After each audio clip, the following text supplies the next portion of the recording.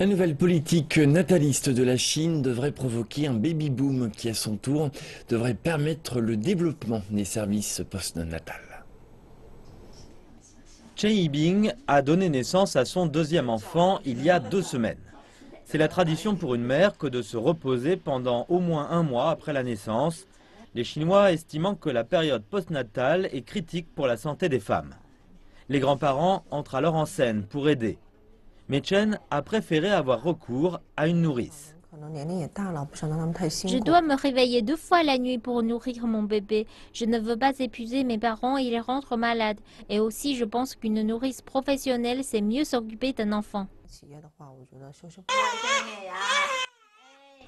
La nounou prend soin non seulement du bébé, mais aussi de la mère. Elle est payée 12 000 yuan par mois, c'est un salaire d'employé de bureau à Beijing. Chen dit qu'elle est contente de ses services, mais elle pense qu'ils sont trop chers.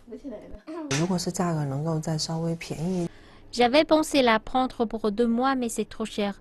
Je ne peux m'offrir ces services que pour 1 mois. Je n'ai pas le choix.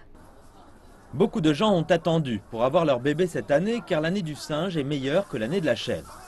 La nouvelle politique chinoise a aussi résulté dans la multiplication des naissances.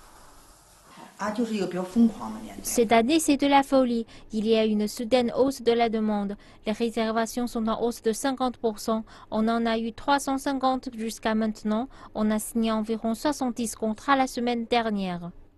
Les nounous prennent entre 6 et 20 000 yuan par mois. Ce centre prévoit une hausse des salaires de 15% le mois prochain. J'ai vérifié auprès de mes clients potentiels. Ils sont d'accord pour cette hausse. Je prévois de doubler le nombre de nourrices et d'en employer 1500 cette année pour satisfaire la demande. Mais il n'est pas facile d'en trouver de bonnes.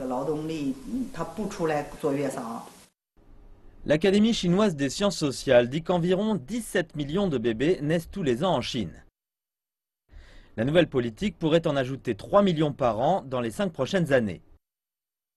Un enfant coûte en moyenne 60 000 yuan au cours de ses 5 premières années. Cette nouvelle population devrait créer environ 2 000 milliards de yuan de consommation en plus entre 2016 et 2020.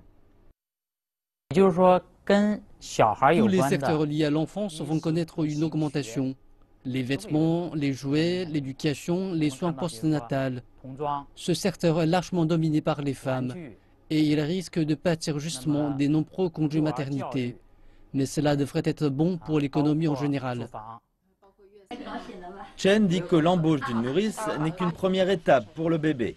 Elle va dépenser encore beaucoup plus pour son éducation et prendre un appartement plus grand.